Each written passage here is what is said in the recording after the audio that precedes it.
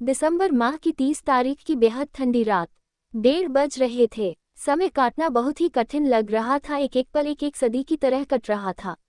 मैं सोच रही थी कि आज मैं जिंदगी के उस चौराहे पर खड़ी हूँ जहाँ से मुझे अपने लिए नई राह चुननी है। एक तरफ प्यार भरे जीवन का अनंत आकाश था, तो दूसरी तरफ माँ का ममता से भरा हृदय। मुझे ही ये तय करना था कि अपना सारा जीवन जावेद को सौंप दूं या माँ की इच्छाओं का सम्मान कर उनके बताए युवक से शादी कर लूं। यूं तो अक्सर बेटियां माँ बाप के कहने से अपना जीवन एक अनजान युवक को सौंप देती हैं, लेकिन कुछ ही साहसी युवतियां होती हैं जो स्वयं अपना जीवन साथी चुनती हैं। मैं विचारों के संसार में विचर रही थी। मेरी हथेलियां पसीने से भीगी हुई थी, दिल धड़क रहा था, घबराहट सी हो रही थी।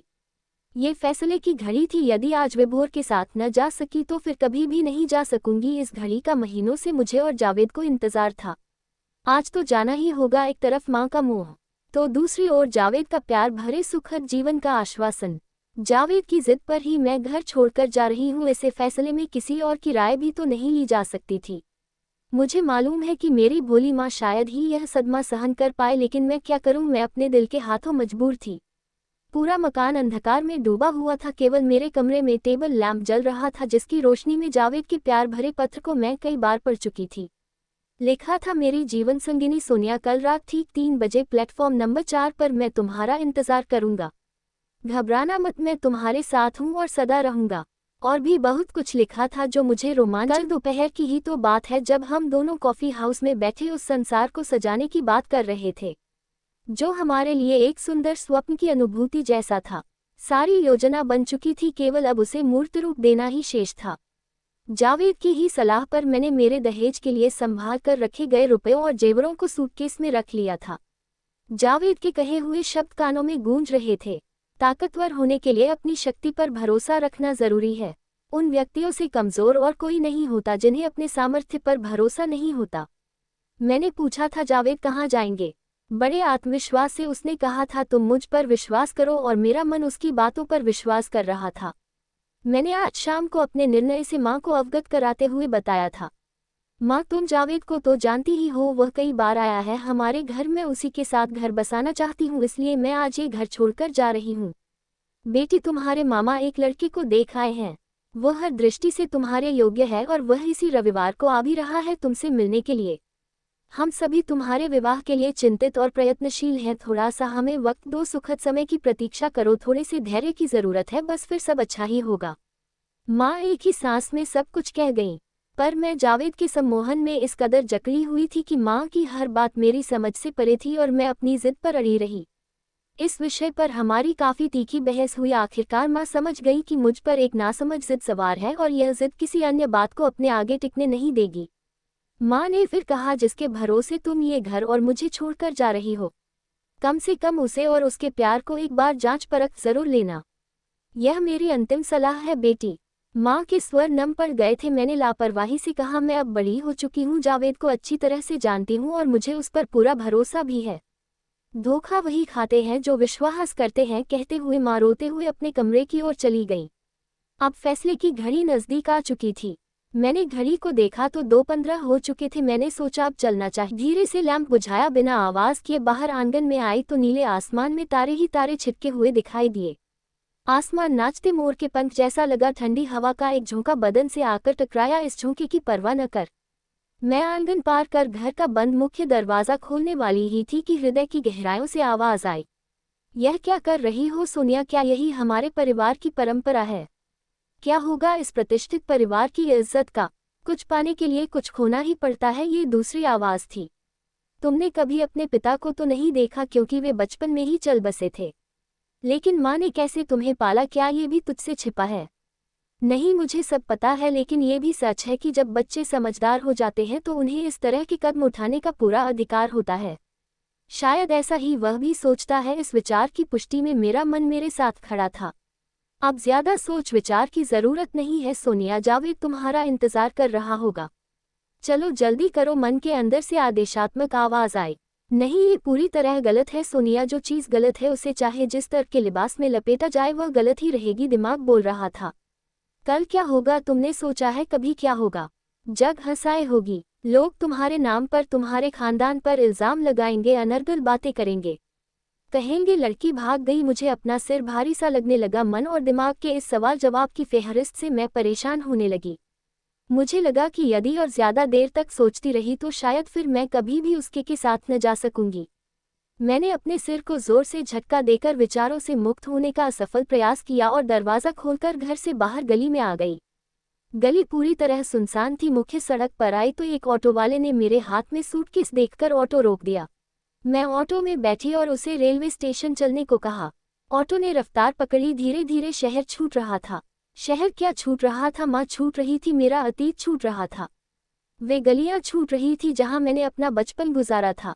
मैंने आंखों से बहते हुए आंसुओं को रोकने का असफल प्रयास किया। मैं सोच के समंदर में डूबती उतराती रही। तभी रेलवे स्टेशन दिखाई देने लगा। ऑटो रुका, मैं उतरी। तभी अंधेरे से जावेद प्रकट हुआ। उसको देख मुझे ऐसा लगा कि वह काफी देर से मेरा इंतजार कर रहा था। उसने ही ऑटो के पैसे दिए। मेरा सूटकेस हाथों में लेकर वह तेज चाल से प्लेटफॉर्म की ओर बढ़ा। मैं भी उसके पीछे पीछे तेज कदमों से चलने लगी। प्लेटफॉर्म नंबर 4 पर पहुंचकर उसने एक बेंच के पास सूटकेस रखकर कहा, बैठो। मैं ठीक से बैठ भी नहीं पाई थी कि उसने फिर कहा, सब ठीक है। मैंने सहमति में सिर हिलाया। वह कुछ देर तक चुप रहा। शायद उसका चुप रहना उसे ही असहनीय सा महसूस हो रहा था।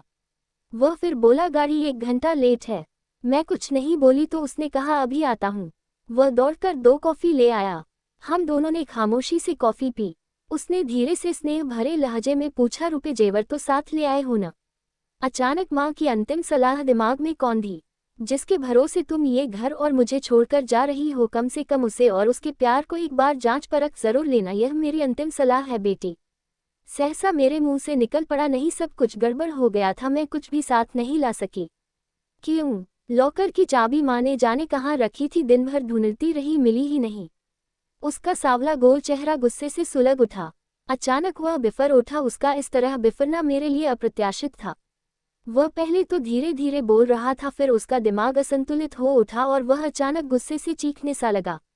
क्यों आए हो खाली हाथ? क्या होगा परदेश में बिना पैसे के? कितने दिन से मैं तुम्हें समझा रहा था और जाने क्या क्या वह कहता चला गया। उसे इतना असहज होते हुए मैंने पहली बार ही देखा। मैंने कहा, पहले मेरी भी तो बात सुनो। मैंने प्यार से उसका हाथ पकड़ना चाहा तो उसने क्रोध में मेरा हाथ झटक दिया। वह कुछ भी सुनने के लिए तैयार न था। मैंने उसके क्रोध के सागर में एक भंवर उठते देखा जिसमें मुझे डूबने का खतरा नजर आया। मैंने सोचा, सच बता ही दूं कि मैं तुम्हारे अनुमान से अधिक धन लेकर आई हूं। लेकिन तभी मन ने कहा, ठहरो, पहले इसे परख तो लो। और मन का कहा मानकर मैं चुप ही रही। जावेद न जाने क्या क्या कहता रहा और मैं सुनती रही। मैं जिस जावेद को जानती थी ये तो वह बिल्कुल न था। मेरे लिए वह पत्थर का नहीं, जीता जागता देवता का रूप था। लेकिन आज मुझे वह पत्थर से भी ज्यादा कठोर लग रहा था। मुझे आज पहली बार अपनी पसंद पर दुख हुआ। सोचा, क्या मेरा चुनाव सही था? मुझे अपने चारों ओर अंधा गहरा जंगल सा महसूस हुआ जिसकी सभी राहें मानो गुम हो और मैं जिन संभावनाओं से जुड़ी हुई थी उसमें मुझे अपना अस्तित्व हवा में झूलते हुए जालों की मानिंद महसूस हुआ। मुझे मेरी ही निराशा लहूलुहान कर रही थी। प्यार का सागर कुछ पलों में ही सूख गया था। जावेद बहुत देर तक कुछ सोचता रहा, फिर जल्दी से बोला, सुनो सोनिया, मैं बिना पैसे के इस शहर से एक कदम भी बाहर नहीं रख सकता हूँ। यदि तुम मेरा प्यार और जीवन भर साथ चाहती हो तो कल इसी समय इसी ट्रेन से चलेंगे। पर इस बार पूरी तैयारी से आना। मैं टिकट कैंसिल करवाकर कल का रिजर्वेशन करवा लेता हूँ। जावेद की पोल खुल चुकी थी। मैं समझ चुकी थी कि उसके लिए पैसा ही सब कुछ है। अब मैं उसकी बातों के सम्मोहन से पूरी तरह मुक्त हो चुकी थी। मैं भी जावेद को बहुत कुछ कहना चाहती थी, लेकिन मैं खामोशी के दामन को ओढ़कर अपने में ही दुबक कर रह गई। मैंने सोच लिया कि ऐसे जीवनसाथी के साथ जीवन काटना मुश्किल ही नहीं, असंभव होगा। वह न जाने क्या क्या बड़बड़ाता रहा और अचानक झुंझलाकर तेजी से चला गया। उसके जाते ही मैंने एक गहरी सुख की सांस ली। अब मेरा मन शांत होकर एक तूफान के गुजरने के बाद की शांति महसूस कर रहा था। मुझे लगा कि दुनिया में कहीं जगह हो न हो, लेकिन अभी भी मेरे लिए एक ऐसी छत है जिसके नीचे मेरा एक कमरा और उस कमरे में मेरा बिस्तर है जो अभी भी मेरा इंतजार कर रहा है। मैं अभी इतनी दूर भी नहीं आई थी कि मेरा लौटना असंभव होता। मैं मन ही मन हंसी और सधे हुए कदमों से रेलवे स्टेशन से बाहर आई। कब मैंने ऑटो किया, कब बैठी और कब घर आई, मुझे बिल्कुल याद नहीं। हाँ, मुझे इतना अवश्य याद है कि माँ के तकिए के नीचे से धीरे से चाबी निकालकर लॉकर में सारे जेवर और रुपये यथास्थान रखकर मैं अपने बिस्तर पर चली गई। मुझे अब प्रतीक्षा थी आगामी रविवार की और आने वाले उस नवयुवक की। जो निश्चित रूप से मेरा जीवन साथी होगा, ऐसा मुझे विश्वास है। दोस्तों, ये कहानी आपको कैसे लगी हमें कमेंट्स करके जरूर बताएं। और अभी तक आपने हमारे चैनल को सब्सक्राइब नहीं किया है तो जल्दी सब्सक्राइब करें।